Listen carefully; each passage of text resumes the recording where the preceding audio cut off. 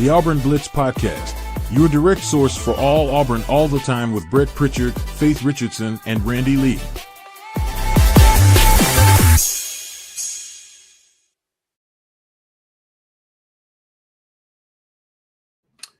What's up, everybody, and a good Monday morning to you, and welcome into the Auburn Blitz Podcast. Glad that you joined us wherever it is that you're joining us this morning.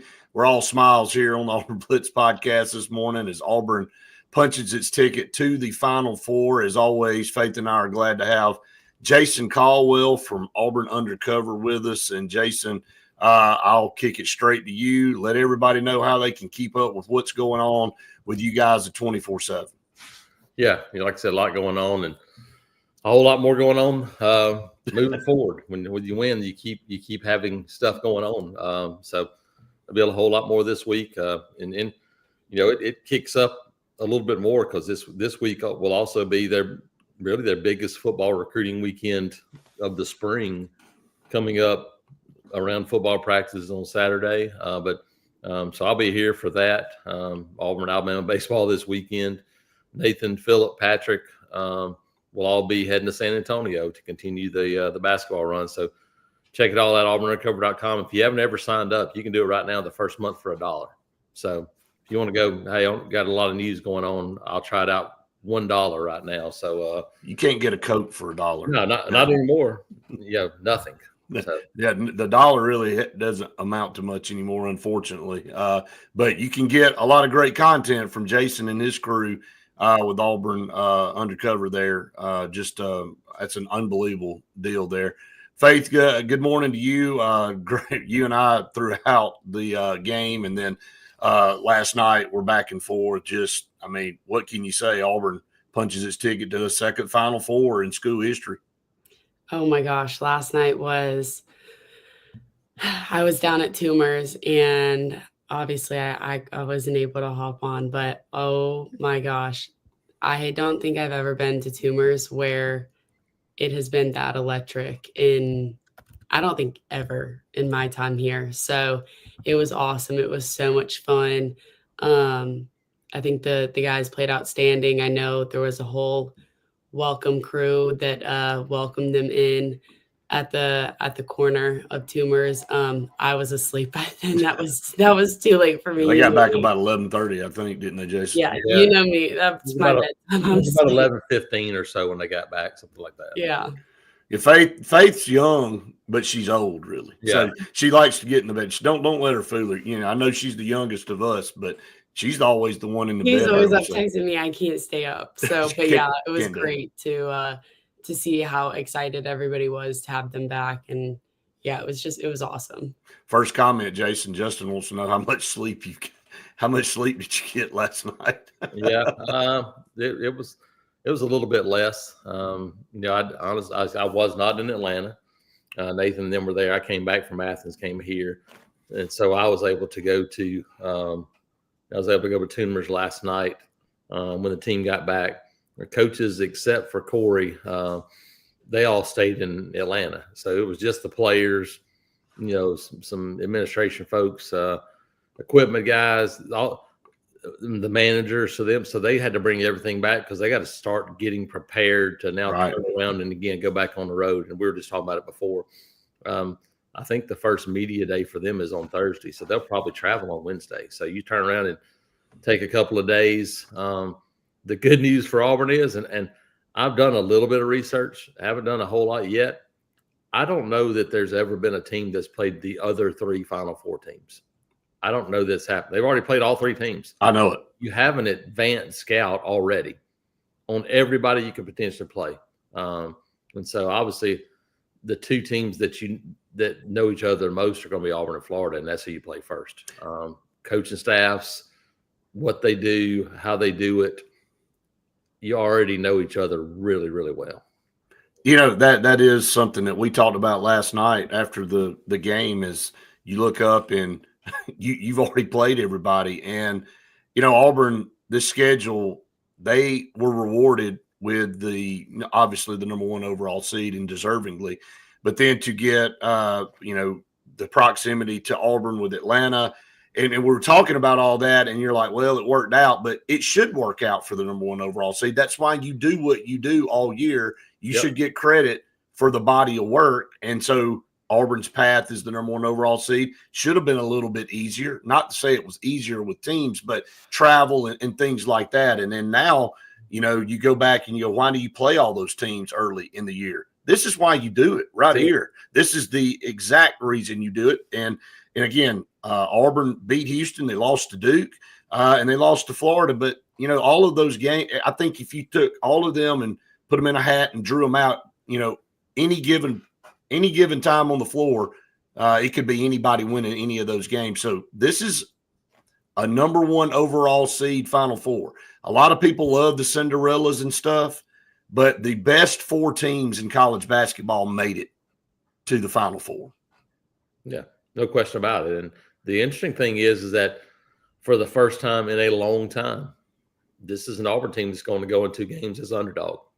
I would say right now, of the 4 teams, Auburn's probably going to have the lowest odds to win a national championship for a team that was number 1 for most of the year. I think that's probably a pretty good spot to be in if you're Auburn. I love it. And so I think, you have the most, and I said it before the year started, we talked about it during the year, the most difficult matchup of the season for Auburn was going to be Florida. You've already seen that once, and now you have it again. But now you also have, okay, well, it didn't work the way we did the first time. How can you respond?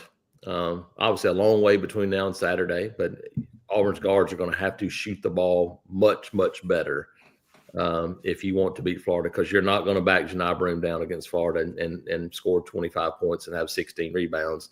It's going to be a very different game for Auburn. But that's something you can worry about on Saturday.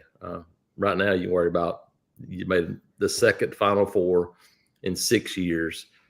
And, Brett, we talked about it before, as old guys, to say that and it be about Auburn basketball. It's unbelievable. It doesn't make any sense. It doesn't make any sense to us. Faith, it's the norm. Like her generation, it's like, hey, you think about it in this perspective, and this is a good, I guess, array of individuals here on this podcast this morning to kind of do that comparison. What you just said, Jason. I mean, we grew up with basketball just being something that filled time between football seasons. I hate to be that way, but that's just what it was, and a flash in the pan here and there. But since Faith has come through school and been involved, I mean, Auburn has been a dominant basketball team, and with her generation, they are a blue blood. And, 2 Final Fours, and, I'll kick it to Faith on that. I mean, just your perspective, and this is kind of the norm for you. I mean, seriously, for Jason and I, it's not, but for you guys, it's the norm to see Auburn make the NCAA tournament and make runs like this.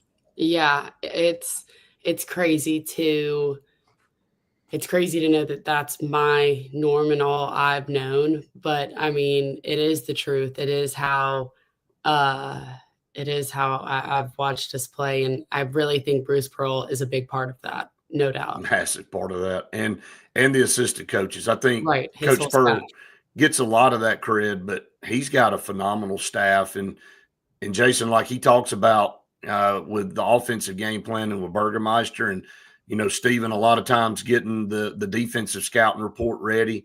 That's another thing. I know that these coaches will have this team with the best game plan possible against Florida. And Todd Golden knows that. I know that Todd Golden I know he loves Bruce Pearl and Steven. I know they're all close, but he wanted to play Michigan State. I mean, let's just be honest about it. He did not like the fact that Auburn got in this thing from a strategy standpoint and an opponent standpoint. And, it's hard to beat a team, again, twice in 1 year. And they came in, and we didn't play well at Neville Arena. Let's just be honest. It was one of our worst games. I think if Auburn can go out and play their best game and Florida play their best game, it'll come right down to the end.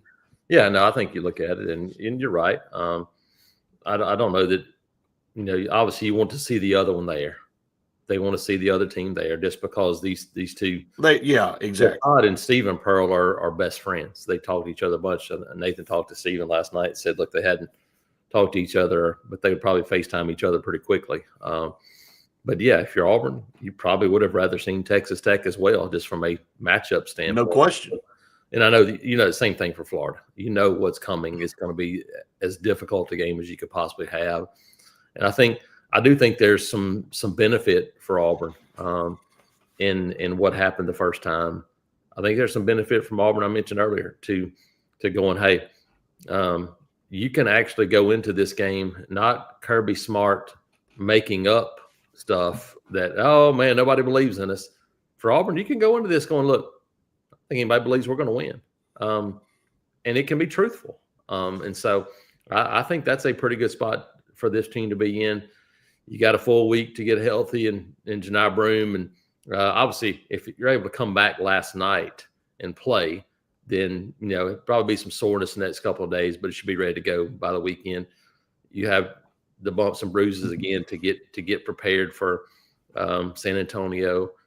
And then, again, difficult matchup, but hey, that's what you've prepared for. Nathan did a story this morning, Nathan King, about the schedule and talking to Stephen Pearl about it. Unbelievable stat. We're sitting here and it's March 31st. Starting February 1st, every game that Auburn has played against has been an NCAA tournament team. That's 2 months.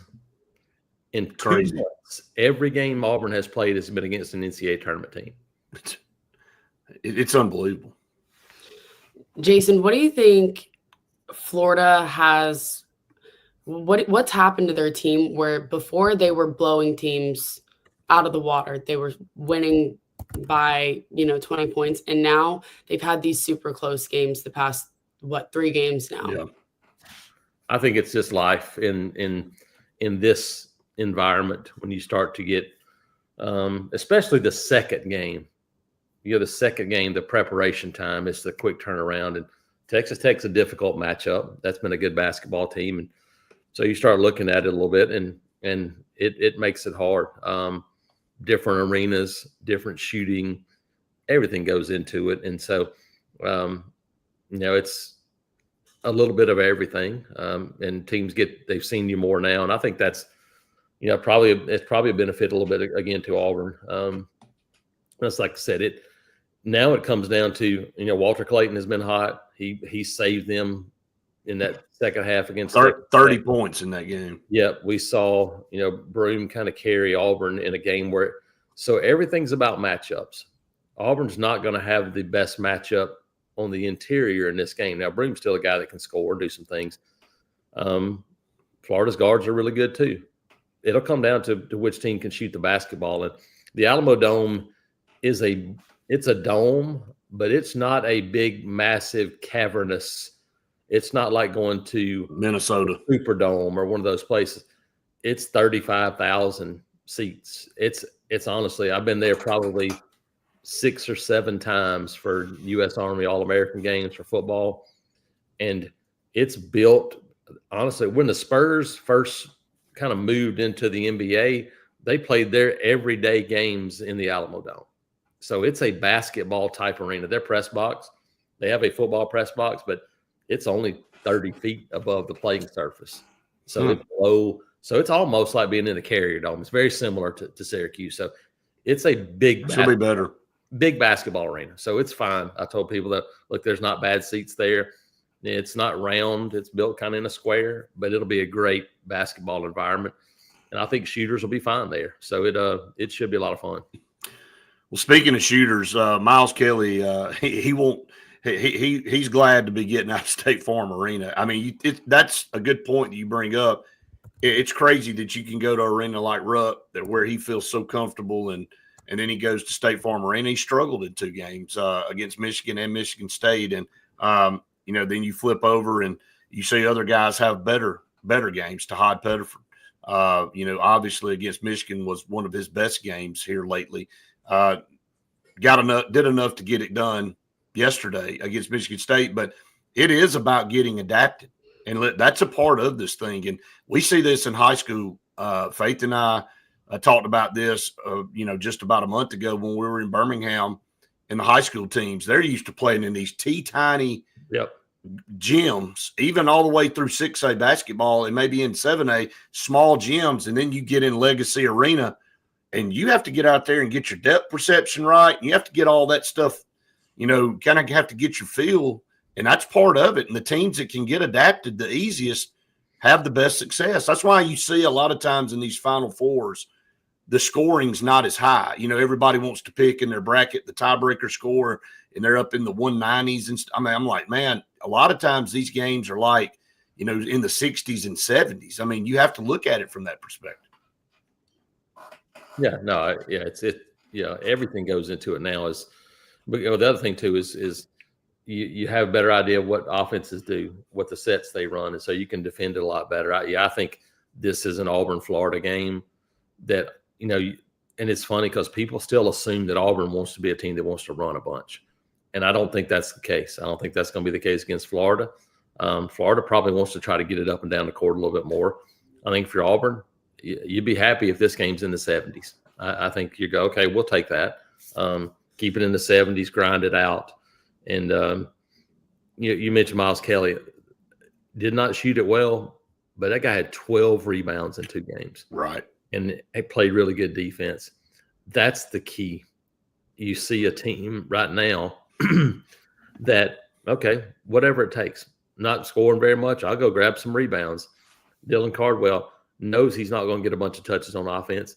Chaney Johnson, kind of the same thing. Chaney's a guy that for a long time was a double-digit scorer and had a run of those games. Now has become a guy that's like, okay, just go play defense and get some rebounds and be aggressive. And it's become a team that kind of, okay, what's my role need to be? I do think for Miles Kelly, Denver Jones, Todd Pettiford, and Auburn, you got to get Chad Baker-Mazar back doing it too. They got to make some shots from the perimeter against Florida. What do you think? I know you talked about how Janai, how he got hurt and then came back in. He was able to hopefully be good enough that he's healthy. What are you expecting from him when we play against Florida? Because Florida, if I recall correctly, the last time we saw them, he was getting shut down inside.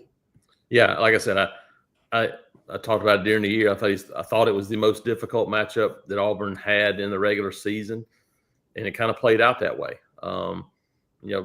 Florida is a big, long team, and when you talk about Condon and Thomas Hall and some of those guys, they've got length, and so you look at it in that game. The one thing about it was Auburn actually rebounded the ball really well. So that was one of the things that they did well that day. They didn't play great defense. I gave up 90 points. But Condon, his athleticism, a big part of that. And then Walter Clayton had, Florida that day made 13 of 33 threes. Auburn was 7 of 22. So you lose by 9, and they made 6 more threes than you did. So it was actually the guards and their shooting that made the biggest difference. But yeah, Broome was 8 of 19. Not terrible. So he had 18 points. Miles had a great game. Yep, he had 18 points, 11 rebounds. Dylan Cardwell had 12 rebounds. Broome had 6 assists.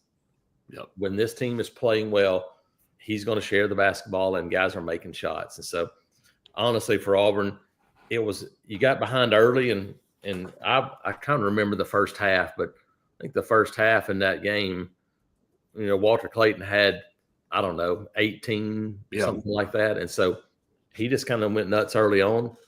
That'll be the key. Denver Jones on Walter Clayton, keeping him from getting rolling. You do that and make somebody else beat you, then for Auburn, I think you go, hey, we'll take our chances. Yeah, I look back at that box score. Condon and Hall had 17 and 16, and then, of course, Clayton had 19. That was their 3 leading scorers. But Will Richard, that's the guy that scares me playing Florida. That guy's the one that can go off from 3. He'll come down and he'll hit 3 threes in 3 consecutive possessions, and you'll look up and all of a sudden he's got 18 points and he's in the mix. So, but they spread it around. They had 4 guys, actually had 5 in double digits against Auburn, and you look down at Auburn had 3. So, but a majority of that came from Miles Kelly and Janai Broome. Chaney, again, I think you said it. I think Chaney and Chad Baker-Mazar, I said this on the show last night. Chad Baker is playing great in a lot of phases, but he only scored 6. And I think he only scored, what did he have against Michigan? 5 or 6, something like that. Yeah. 6 against, I mean, that's 2 nights in a row. Hey, we've got to get him back to – we become a lot more dangerous team offensively if he's going for 15. Yeah, and I think some of that too is shot selection. Even at times yesterday, Bad. I agree, Jason. you had 23-8, and you got a chance to run away. And there were 4 or 5 possessions in a row Wasted. where it just was kind of discombobulated. And so I think that's the thing. As long as you hear it all the time, coaches talk about it. As long as the ball doesn't get stuck in someone's hands, whether it be Tahad or Chad, those are the 2 guys that normally are the guys. Broom is a different story. When it gets stuck in his hands, it's normally because he's trying to figure out if he's got a one-on-one or if somebody's going to double him. When balls get stuck in guards' hands, that's when an offense gets stagnant. And so I think for Tahad and Chad, if you got to move, but I think everything revolves around being in the flow of the offense. And so if Auburn can stay in the flow of the offense and take shots in rhythm, then I think that's a team that it's at its best. And for bits and pieces of the last 2 games, that's what they were. Now, there wasn't 40 minutes of it. What 40 minutes was really good defense, rebounding, and doing the things. That's going to be important too. But yeah, I think offensively, if this team can stay within the flow of the offense and share the basketball, then that's where shots fall, because there's not many guys. Tahad's one, but there's not many guys that are one-on-one winners where you go, hey, we're just going to take this guy one-on-one and go make plays. Tahad's that guy. Chad can do it some, but I think Miles, Denver, Chad too need to be in the flow of the offense for this team to be at its best. Well, let's go kind of in the football direction now. What did you see from last week's practices that stood out to you the most? Yeah, we got to stay out for an entire practice, and I talked to a couple of people that were out Saturday. They had, I guess a little bit of a scrimmage type situation, and talked to some folks that they said, look, they really liked kind of we're talking about flow. They like the flow of the offense. Defensively, you can see the difference. They're going to have to go. I think there's no denying it and no hiding that they're going to have to go find at least another older body on the interior defensive line, and probably 2 of those guys. The young guys are going to be good, but it's just like – now Duke's a little bit different. If you had, 7 5-star defensive linemen to choose from, and you're like, okay, right, it's hard to win with a bunch of freshmen in key spots. Duke basketball's doing it, but they're also doing it with 3 guys who are going to be lottery picks. It's a little bit different scenario for them. So I think you look at it there, I think that's the one spot you look, okay, got to have some help on the interior defensive line. But I think quarterback-wise, I think they've been really pleased, Jackson Arnold Deuce. And I do think that we've talked about this, but it's paying off for them to go later, take their time getting into spring to have more mental work, more work in the weight room. I think it allowed these guys to kind of hit the ground running and not have to feel it out, going, oh, man, we got to learn some. They've already learned things they're doing. So when they go to practice, boom, all right, let's go do this. And it feels like it's closer to August type practices for them when they're out there than it is spring training. And so I think that's been a positive.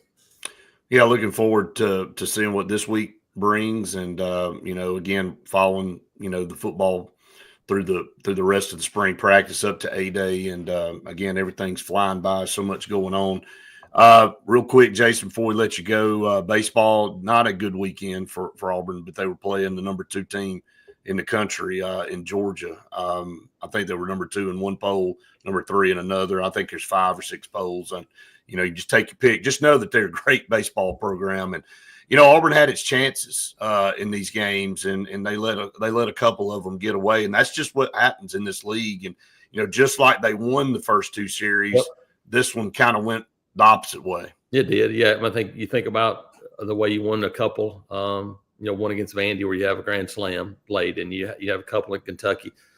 Baseball is going to get some of those back every once in a while. Law of averages. It is, and I think at home, I think Georgia at home is probably, if not the best team in the country, 2 or 3 in the country. Now they got to go to Texas this weekend. It'll be a much different game because Texas is not a home run park. So it's not going to be built for what they do. They'll still be good. But at home, it's a park designed to hit home runs now. It's 314 to right field, 350 to left. Power has only 370. And they have 8 or 9 guys that's what they do. They want to go up and swing it for the fences. Auburn had an opportunity, especially in the second game of Saturday's doubleheader. Mm-hmm.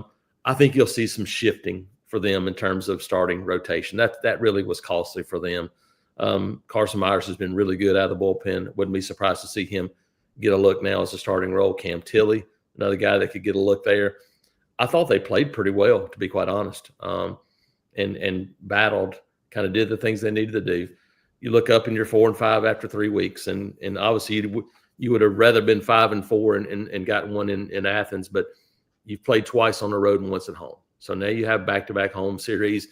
It's against Alabama and LSU, so it's not going to be easy. But you look at this league, and I was just doing it this morning. It's crazy. There's been 3 series right now. Florida, who's won a national championship not too long ago. Mississippi State, who's won a national championship not too long ago. South Carolina was a multiple national championship winner in the last decade, and A&M played for the national championship last year. They're all 1-8. They've won 1 game in 3 weeks, and Missouri's 0-9. And Missouri's got to go to Arkansas this weekend, so they're going to be 0-12. Good Lord. Texas A&M has to go to Tennessee. So there's a great chance that A&M is going to be 1-11. And they were preseason number 1. Preseason number 1 team in the country. Florida was preseason top 5. And Florida this weekend, I think they get Vanderbilt at home. And you look at Vandy, and, you go, Vandy just got swept at home. Vandy is 4-5. So Vandy at 4-5 at 1-8 Florida. And you start to go, look, there's some serious situations. We talked about it. You just got to hold your head above water. It's hold crazy. your head above water in this league. And now there's some teams that may run off a little bit. And they might do that anyway. Schedule, who you play, when you play matters a lot as well. And so Auburn's schedule been about middle of the pack, and that's where they are right now. There'll be some difficult, but you got some winnable games down the stretch. Unfortunately for Auburn, you don't get Missouri and you don't get South Carolina. And so that's part of it too, is sometimes it's the bad scheduling that'll catch up with you. But I think this team is improved. Ike Irish getting back swinging the bat. And I think mix some pieces in pitching wise and, see if you can go win a series this weekend at home against Alabama.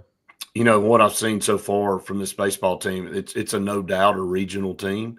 And then it's just a matter of can they win enough to be a host. Yep. And then if you do that and you kind of follow that progression, if you're able to win, that just help. Again, it's like being seeded in the basketball tournament. The higher up, the better opportunities it is, and it should be that way and should be rewarded for your performance during the season. And so I like this Auburn baseball team. They're gritty. They're always in it. They're always fighting, and that's what you like to see. And last year, it just was such a horrible start with the schedule and getting in such a hole like Texas A&M right now and Florida and all these.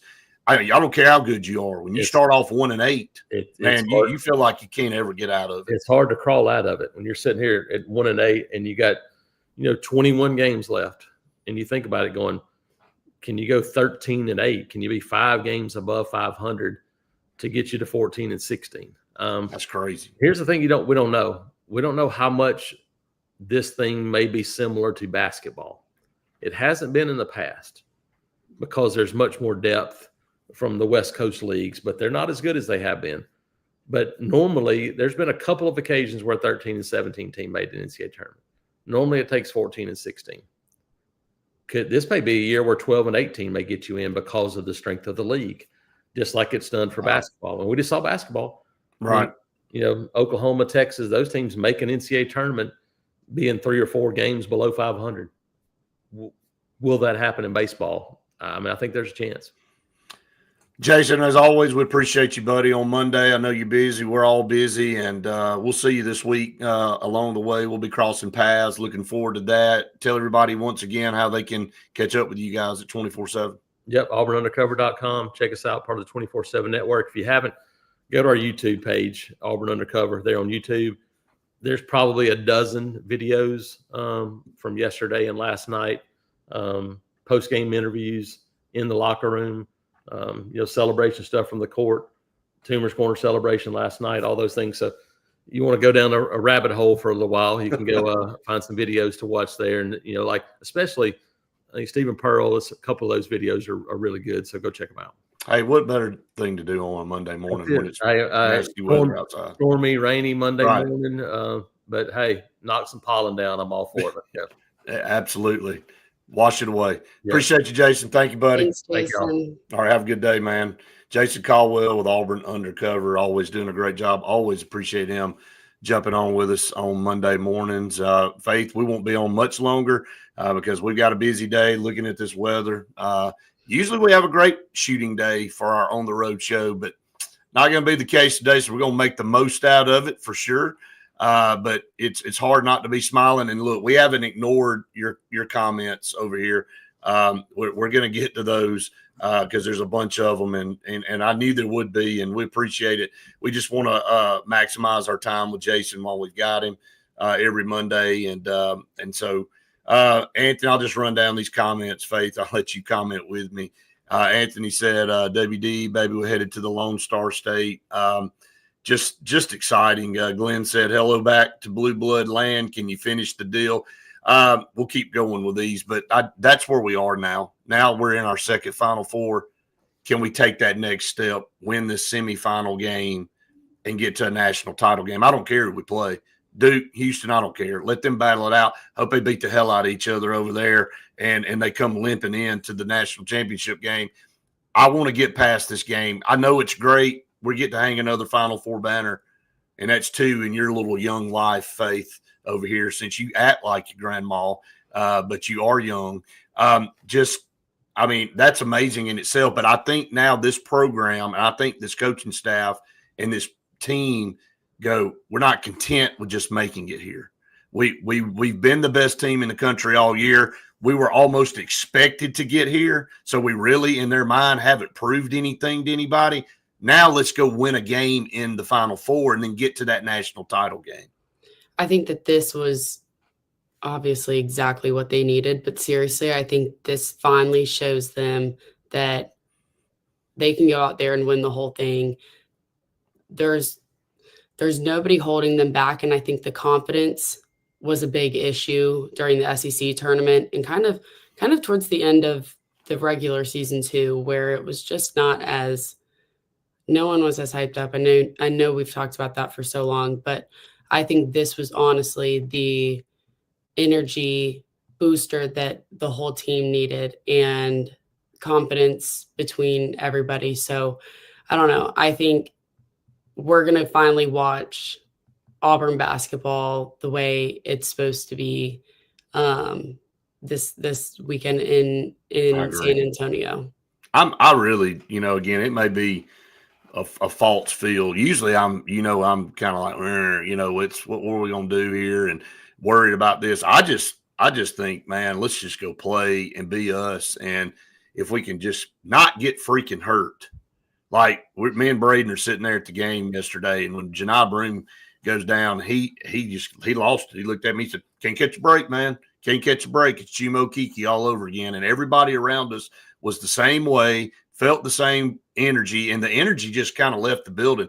Thankfully, we had a 10-point lead, and Michigan State couldn't throw it in the ocean from outside.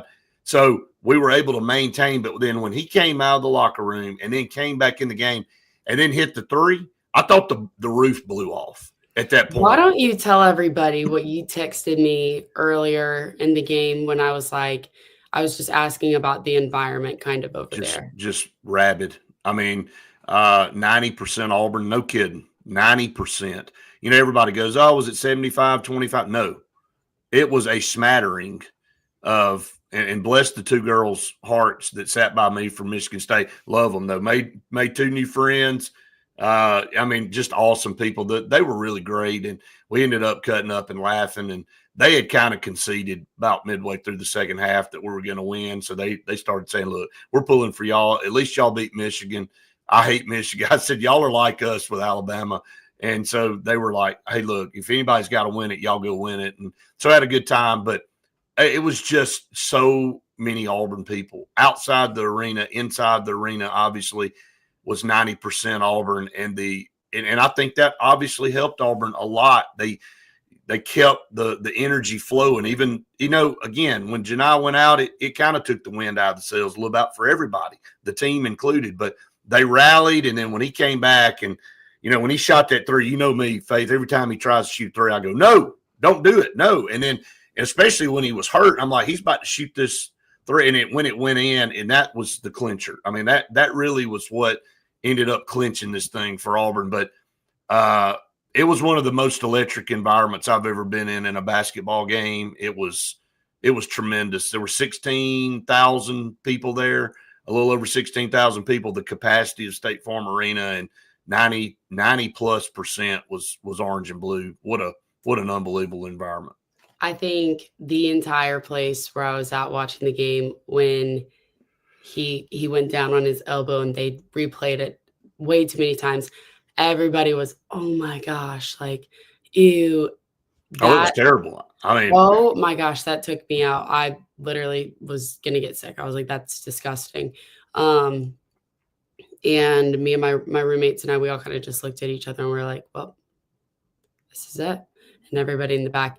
And then he comes out and the entire place, I mean, jumping up and down in a restaurant, like it was insane. And then he makes that three and everybody was like, we're back. Let's go. He's back. How do you twist your ankle and hyperextend your elbow all at the same time? I mean, I'm like, it's how do you do this? And it's like his elbow was. It went completely. I looked at Reese. I said, went the opposite direction.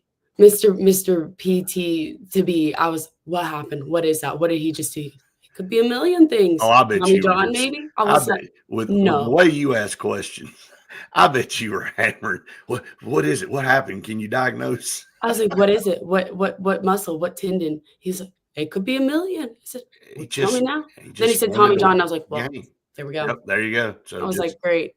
And then he comes back and hits a three. So obviously he's good, which is a answered prayer. All right. Some other comments. Justin said good motivation fuel for Bruce and the coaches. I think going back to the comment Jason said of being an underdog for the first time. And right, like me and Randy talked about this last night, and you'll see this at noon today. We taped the show last night because Sleeping Beauty was in the bed and she couldn't make it. The 2.5 point underdog, not that this team needs motivation at this point because you're in the Final Four, but any little bit of a slight at you, use it to your advantage. Hey, look, guys, people still don't believe in you. You're the number 1 overall seed. You made it to you were the guy, you were the team that everybody said was going to be the first number 1 seed eliminated from this tournament. Now you've made it to the Final Four, and now they've given Florida, the advantage. They think, the point spread's in their favor. You just keep using every little ounce of everything that you can get as extra motivation that might lead to an extra stolen pass in a game or another block shot or whatever it is that you got to dig deep and go get and make a play to win, because that's what it's going to take in these games. You're going to play 2 unbelievable teams if you're fortunate enough to make it to the national championship game. And I mean, I'm telling you, I think Auburn is poised to do it. I'm seeing a different mindset. I think we got through our lull, thankfully. And you know what? If I have to hit a lull in the SEC tournament at the end of the season after you've clinched the regular season and then the SEC tournament and then come back and start looking like we're back on the rise again, if we can time it like that every year, I don't care if we ever win another SEC tournament. I'm serious. So be it. Some things you just got to sacrifice. I really, truly think this is going to be, we're going to watch the Auburn team that we know and love and saw at the beginning of the year where everybody was so excited. Quick though, what was your, I know we love Tahad over here, but what was your kind of analysis, I guess, of him yesterday? Gamer. I mean, just a gamer. I know he didn't have the best shooting game, but man, he creates so much other stuff and he garners so much attention from the other team that it opens up opportunities for other guys. And, that's what's so good about having a talented player like him. And you can go back and look at that in football. And, if you got a really, really good receiver, what it does a lot of times, he may not have to catch all the passes, but what he does is garner so much attention from the other defense that somebody else is going to have a lot of opportunities to make plays. And if that person can make those plays, you can eat them up. And that's what Taha does, and he's not afraid of the moment. He's able to just say, look, we need a big shot right here. I'm going to take it. And then that's when he hits that one in the corner. After we get an offensive rebound, and I thought we did a really good job of working the ball around the perimeter and finding him in the corner, and he hits a three, and he's just a gamer. Faith, I don't know how else to explain it, but I'm glad he's on our team. And, again, I think he's going to be the X factor moving in. All right, a couple more comments before we get off. Kyle said, I can't wait to see them Gators. They're dreading these Tigers and wanting that payback, no doubt. Jerron Wardam, if we continue to stay focused and locked in, we will win this whole damn thing. I agree. Just keep your focus. Michael said, the crow I'm eating is the best right now. Hey, look, nothing tastes better than crow against your own team. Wes says Broome is a warrior. There's no question about it. He is the definition. And I'll end with this. And let me say this real quick about Justin's comment before we get off. The mentalist prediction, we'll talk about that too. That's the most unbelievable thing I've ever seen in my life. The dude put all this in an envelope and FedExed it back before the season started and picked the Final Four and the opponents that they played in the Elite Eight to get there. I don't know, man. That guy freaked me out a little bit. Have you seen that, Faith? I'll show it to you. If you haven't seen it, I'll show it to you. That was, those things like freak me out almost. I'm like, whoa, you're kind of from the future, maybe? Yeah, something's going on. Back to the future for sure. Yeah. Broome is a warrior, National Player of the Year. I think he won it. I know we keep saying that but the performance he had last night in an Elite Eight game carried this team with 25 points, 14 rebounds, went out, came in, hit a three. That was a Heisman moment in basketball. It's kind of like the people. I think the announcers might have actually said that too. I could be wrong. It was really loud, but I just think that every Heisman Trophy winner has that moment, just like, well, there it is. Well, that was not that he hasn't had some good moments, but that just from a mentality standpoint. And then you go back and look at Cooper Flagg. He had a good game against Alabama. It didn't have anything spectacular. 16 points. He just did probably a below game. Yeah, it was a below average game for Cooper Flagg. So yeah, some really good stuff there. Tony asked, just tuned in. Do y'all know if there's going to be a watch party at Neville on Saturday? I would assume yes. I would say yes, like in 19. I think they would open the arena up for people and put it on the big screen. So kind of look for that. We'll try to find out some information today and try to pass that along to you out there. So I hate to be so abrupt, man. We got a lot of people on right now watching and a lot of comments coming in. I wish we could go for another hour, but Faith and I actually have to go work for a living. So we're about to go. We got to shoot a show in a monsoon and a tornado and everything else. So I hope everybody is safe out there. Faith, you and Maddie be safe on the road traveling this morning. Everybody be weather aware of what you're doing. And Faith, what a great day it was yesterday and the best day ever. Best day ever. We just keep rolling these best day ever today too. So. Absolutely, regardless of the weather. No, it's sad outside. That's right. Be happy for Auburn. That's right. Got to smile. All smiles today. No negative. All right, guys. Everybody have a wonderful rest of your Monday. Get the week started off great. Go be great out there. And a big O. War Eagle.